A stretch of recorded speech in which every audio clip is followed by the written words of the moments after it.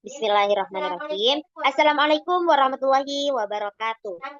Kami dari tim Ayam Minit, ayam olahan ready to cook dengan rasa daerah dan packaging yang unik. Dengan saya sendiri, Munawwaroh, dan rekan saya, Imal Mailani Putri, Faisa Nurlianti Fajrin, dan Auliananda Siti Fatimah. Di sini kami akan mempresentasikan hasil diskusi bisnis kami. Oke, next. Oke, ayam minit itu apa sih? Ayam minit adalah brand kuliner ayam olahan siap masak, frozen ready to cook dengan bumbu autentik khas Nusantara, dikemas secara modern dan higienis. Kami hadir sebagai solusi praktis, sehat, dan lezat bagi masyarakat urban yang ingin menikmati cita rasa tradisional Indonesia di tengah kesibukan. Produk tersedia dalam varian seperti ayam bumbu Nusantara serta dilengkapi QR kode interaktif untuk resep dan cerita kuliner. Jadi ayam minit ini sebuah ayam yang sudah dibumbui dengan bumbu Nusantara. Ya, nanti bagi orang-orang yang sibuk tinggal beli dalam keadaan sudah terbumbui dan siap untuk dimasak ataupun digoreng.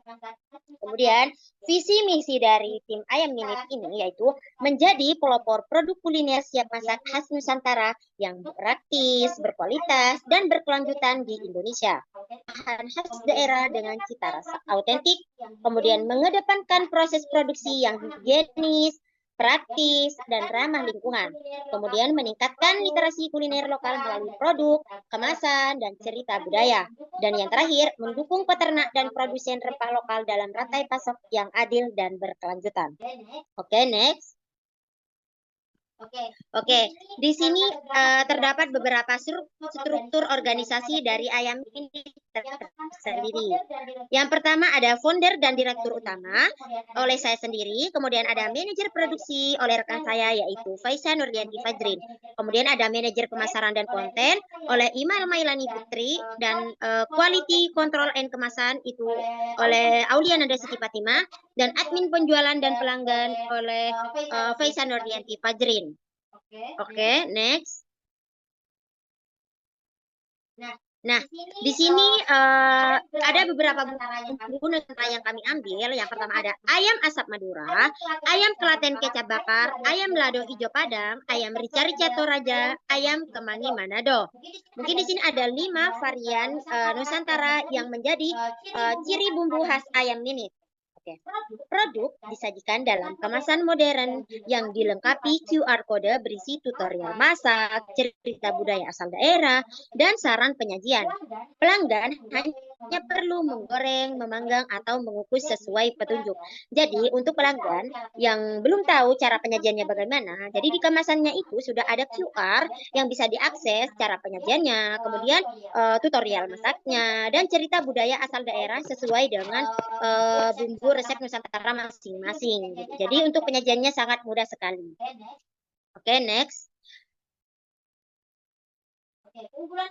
Oke, keunggulan kompetitif akan dilanjutkan oleh rekan saya. Baik, saya akan melanjutkan untuk bagian keunggulan kompetitif Ayam Minutes dengan produk frozen produk frozen konvensional.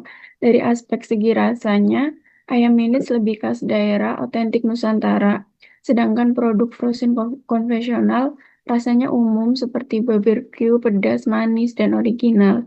Untuk bagian kemasannya, Ayam Minutes menggunakan vakum sealed dan QR kode dan desain eksklusif.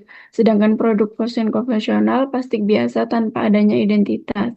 Untuk nilai budayanya, Ayam Minutes ada storytelling dan edukasi di setiap produknya. Sedangkan pada produk frozen konvensional tidak ada narasi budaya.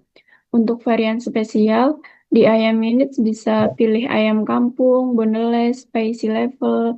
Sedangkan di produk frozen konvensional, umumnya variannya tetap.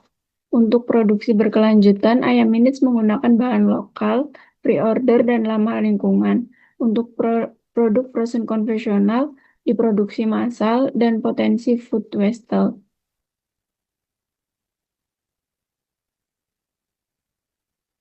Baik, selanjutnya untuk SWOT Ayam Minutes.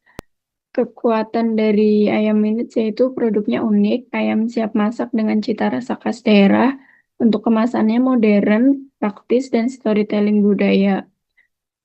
Menyasar pasar luas seperti mahasiswa, pekerja, hingga keluarga. Pendekatan keberlanjutan menggunakan bahan lokal dan sistemnya free order.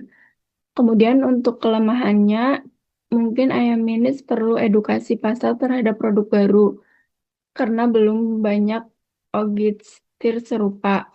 Kemudian kapasitas produksi masih terbatas di tahap awal.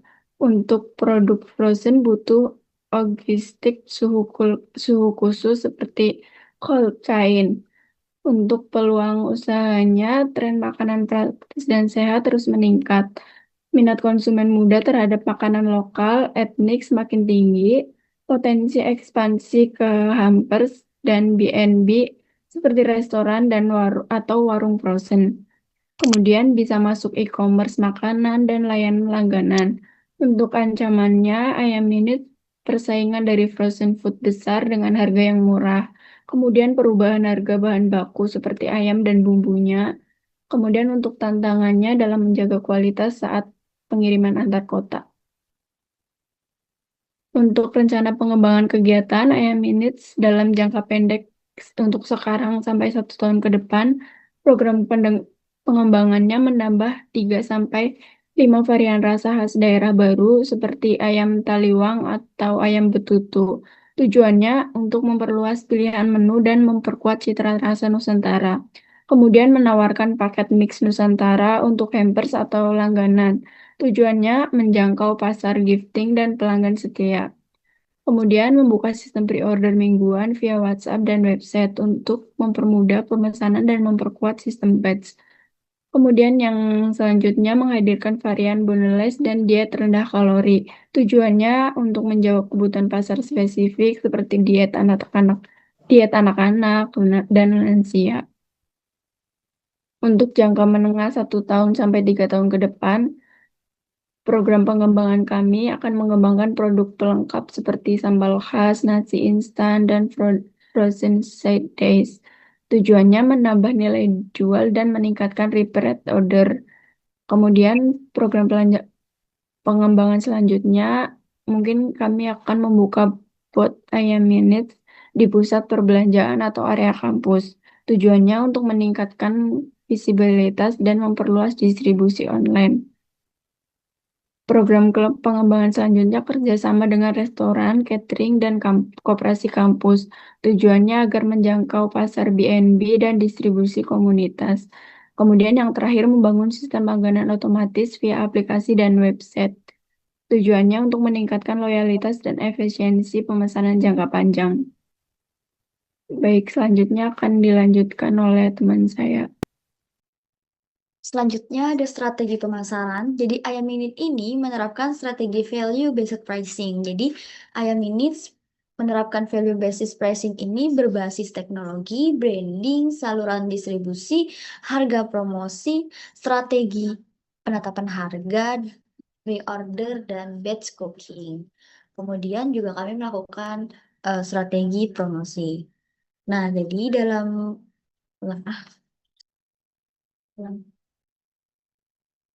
Baik, selanjutnya ada strategi pemasaran. Jadi ayam minus ini menerapkan strategi value based pricing berbasis teknologi. Nah, dalam berbasis teknologi ini kami memanfaatkan pendekatan digital untuk membangun pemasaran yang efisien, edukatif, dan terukur. Nah, selain itu kami juga melakukan strategi branding. Jadi ayam minutes ini dibangun dengan pendekatan yang menyatukan kepraktisan, modern, dan kekayaan budaya kuliner Indonesia. Nah, branding ayam minutes ini juga dirancang yang tujuannya itu untuk meningkatkan dan juga menciptakan ikatan emosional dengan konsumen melalui konten promosi. Selain itu, kami juga melakukan saluran distribusi secara online ataupun offline. Untuk harga promosi, kami juga menetapkan seperti bundling ataupun seperti penetapan paket atau pas di saat tanggal kembar.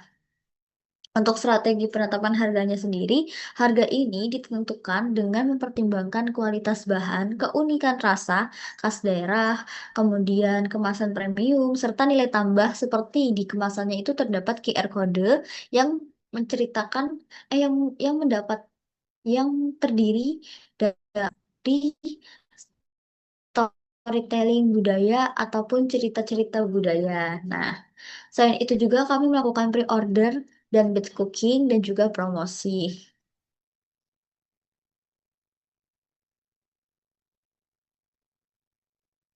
Untuk bisnis model kanvasnya, jadi Ayam Minutes ini menargetkan customer segmen kami adalah profesional muda usia 20 sampai 35 tahun yang kondisinya itu sibuk. Selain itu juga kami menargetkan kepada keluarga muda di kota besar, kemudian kami menargetkan kepada mahasiswa dan anak kos ataupun juga anak rantau. Kami juga menargetkan kepada pencipta kuliner khas daerah. Kami juga menargetkan kepada pelanggan hampers ataupun oleh-oleh makanan khas. Nah, untuk value proposition dari ayam ini sendiri ini, jadi produk kami ini adalah produk ayam yang siap masak dengan rasa khas yang Nusantara. Selain itu juga penyajiannya itu sangat-sangat praktis dan cepat untuk disajikan tanpa harus mengorbankan rasa ataupun gizi. Selain itu juga untuk value proposition-nya kami itu terdapat storytelling budaya di setiap kemasan seperti QR code ataupun video.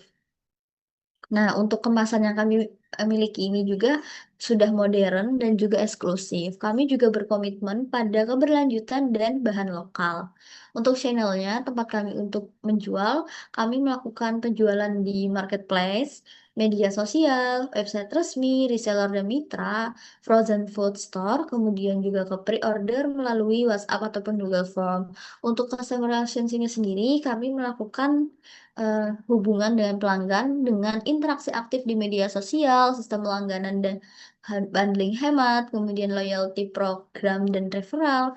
Kemudian kami juga menyajikan QR kode edukatif dan interaktif pada kemasan untuk membantu masyarakat ataupun membantu pelanggan itu untuk melakukan tutorial masaknya. Jadi, selanjutnya di sini terdapat elemen-elemen lainnya yang dapat bisa kita lihat di dalam layar tersebut. Untuk analisis keuangannya, di sini modal awal kami ini memiliki total anggaran 10 juta. Untuk biaya variabel per 300 gramnya sendiri, kami mempunyai anggaran per 300 gramnya itu total anggaran yang dikeluarkan adalah 15.500. Untuk biaya tetap per bulannya, kami mengeluarkan total anggaran itu 3.500.000. Untuk biaya investasi awalnya, tujuannya ini untuk pembuatan aplikasi pemasaran itu di total anggarannya dari 5.500.000.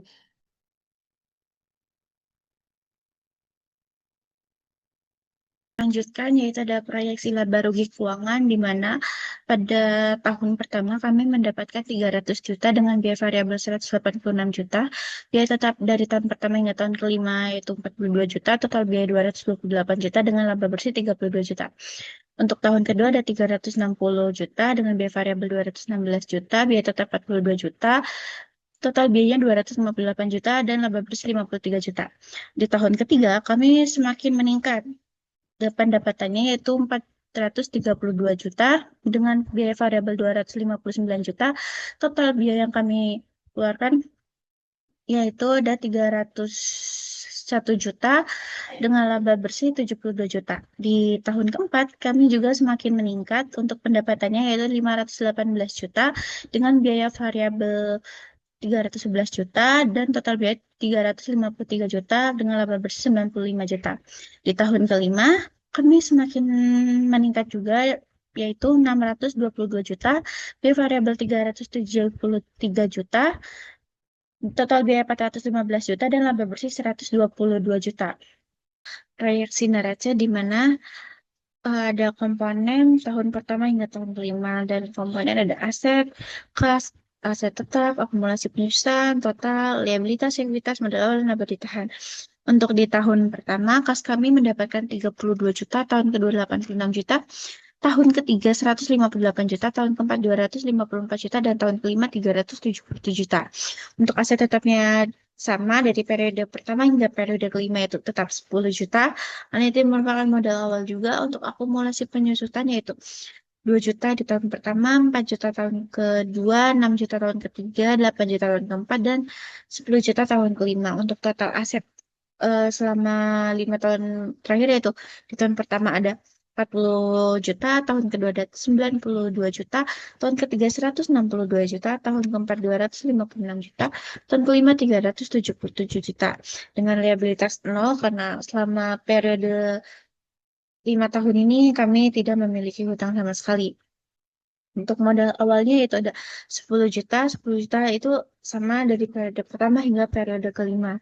Laba ditahan di mana di tahun pertama labanya ditanya 30 juta, tahun kedua 82 juta, tahun ketiga 152 juta, tahun keempat 246 juta, tahun kelima 367 juta.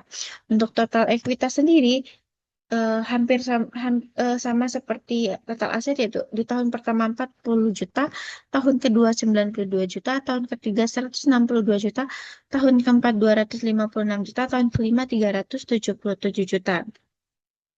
Kesimpulan dari neraca yaitu adalah IMF Notes menunjukkan pertumbuhan aset dan ekuitas yang sehat dengan laba yang ditahan, konsisten meningkatkan setiap tahunnya. Tidak hanya itu, liabilitas menunjukkan perusahaan berjalan secara mandiri tanpa adanya hutang. Next. Nah, di sini ada analisis BP dengan asumsi dasar yaitu harga jual P proporsinya itu 25 juta, 25.000, sorry. Biaya variabel proporsinya itu 15.500 per unit. Biaya tetap bulanannya itu 3.500.000. Untuk rumus BP sendiri yaitu FC fixed cost biaya tetap bulanan dibagi harga jual per porsi atau P dikurangi FC yaitu variabel proporsinya 15.500 dan didapatkan hasil 368 porsi per bulan. BP dalam rupiah di mana rumusnya itu adalah BP rupiah sama dengan BP per unit dikali P itu harga jual di mana unitnya 368 dikali 25.000 yaitu 9.200.000. Berdasarkan perhitungan dengan asumsi harga jual 25.000, biaya variabel 15.500, biaya tetap 3.500.000, maka usaha Ayam Minutes membutuhkan penjualan minimal 368 unit per bulannya untuk mencapai titik impas atau break even point. Ini setara dengan pendapatan bulanan sebesar 9.200.000. Menariknya, target penjualan awal Ayam Minutes adalah 700 porsi per bulan dengan 24 produk per harinya yang menjauh melampaui angka BEP. Artinya, Ayam Minutes sudah menghasilkan laba sejak bulan pertama operasionalnya secara struktur biaya, model bisnis ini sangat efisien dan menguntungkan. Hal ini menjadi indikator kuat bahwa usaha dapat tumbuh dan berkembang dengan cepat. Oke, next, yaitu ada proyeksi arus kas, di mana pada tahun pertama kita menjual 8.400 dengan pendapatan 210 juta, dengan biaya variabel 130 juta, biaya tetapnya 42 juta, biaya tetap yaitu dari periode pertama hingga periode kelima itu sama, investasi juga sama, yaitu 5.500.000. Kenapa? Karena investasi ini kami gunakan untuk membuat aplikasi. Di tahun berikutnya kami belum menambahkan atau memperbaiki aplikasi yang kami jalankan atau kami buat di tahun pertama dengan laba bersih yaitu 32 juta dan akumulasi kas 42 juta. Di tahun kedua naik yaitu 10.008 produk terjual dengan pendapatan 252 juta dengan biaya variabel 156 juta, biaya tetapnya juga sama, investasi tidak ada sama sekali dengan laba bersih 53 juta dengan akumulasi kas 96 juta. Di periode ketiga naik kembali menjadi 12.096 unit terjual dengan pendapatan 302 juta dengan biaya variabel 180 juta dan laba bersihnya 72 juta dengan akumulasi kas yaitu 168 juta. Di tahun keempat ada 14.515 unit terjual dengan pendapatan 362 juta, biaya variabel 224 juta, biaya tetap 42 juta juga. Investasinya nggak ada, laba bersihnya 95 juta, dan akumulasi kasnya 264 juta.